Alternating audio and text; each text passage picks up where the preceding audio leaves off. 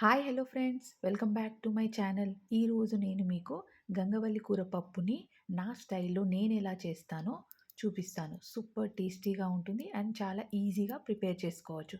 So ప్రాసెస్లోకి వెళ్దాం. ముందుగా ఒక కుక్కర్ తీసుకొని దాంట్లో టీ గ్లాస్తో 1.5 గ్లాస్ కందిపప్పుని వేసుకోవాలి.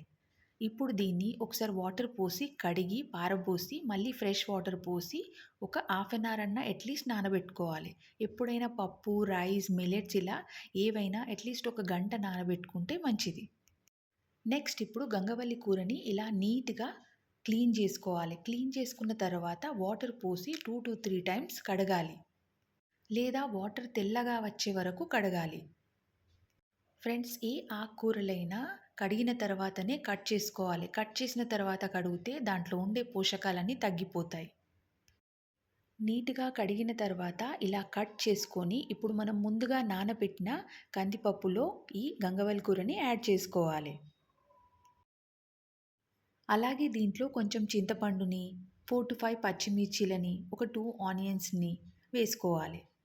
అలాగే కొంచెం పసుపుని, కొంచెం ఆయిల్‌ని వేసి ఒకసారి అంతా బాగా కలుపుకోవాలి. కలుపుకున్న తర్వాత మీకు ఒకవేళ వాటర్ తక్కువగా అనిపిస్తే కొంచెం వాటర్‌ని యాడ్ చేసుకోవాలి. యాడ్ చేసుకున్న తర్వాత మూత పెట్టి ఒక 2-3 విజిల్స్ వచ్చే వరకు కుక్ చేసుకోవాలి.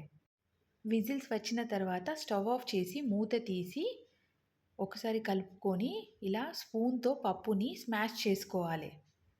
ఇలా చేసుకున్న తర్వాత ఇప్పుడు దీంట్లో మీ రుచికి తగినంత కారంని, ఉప్పుని యాడ్ చేసుకోవాలి. అలాగే కొంచెం ధనియా పౌడర్, జీరా పౌడర్‌ని కూడా వేసుకొని అంతా ఒకసారి బాగా కలుపుకోవాలి. మీకు కొంచెం పలుచగా కావాలనుకుంటే ఈ పాయింట్‌లోనే కొంచెం వాటర్‌ని యాడ్ చేసుకోవాలి. ఇప్పుడు దీన్ని స్టవ్ పైన పెట్టి బాయిల్ చేసుకోవాలి. మరో పక్కన స్టవ్ పైన ఒక గిన్నె పెట్టుకొని దాంట్లో ఆయిల్ వేసి, ఆయిల్ కొంచెం వేడైన తర్వాత కొంచెం ఆవాలు, జీలకర్ర వేసి అవి కొంచెం చిటపటలాడిన తర్వాత కొంచెం వెల్లుల్లి, కరివేపాకు, ఎండుమిర్చిని వేసుకోవాలి. ఈ పోపుని ఇప్పుడు మనం బాయిల్ అవుతున్న పప్పులో వేసుకోవాలి. ఇప్పుడు అంతా ఒకసారి బాగా కలుపుకొని ఒక బాయిల్ వచ్చే వరకు కుక్ చేసుకోవాలి. ఇలా ఒక బాయిల్ వచ్చిన తర్వాత స్టవ్ ఆఫ్ చేసి సర్వింగ్ బౌల్‌లోకి తీసుకోవాలి. మీరు కావాలనుకుంటే పైనుండి కొంచెం సన్నగా కట్ చేసుకున్న కొత్తిమీరని యాడ్ చేసుకోవాలి.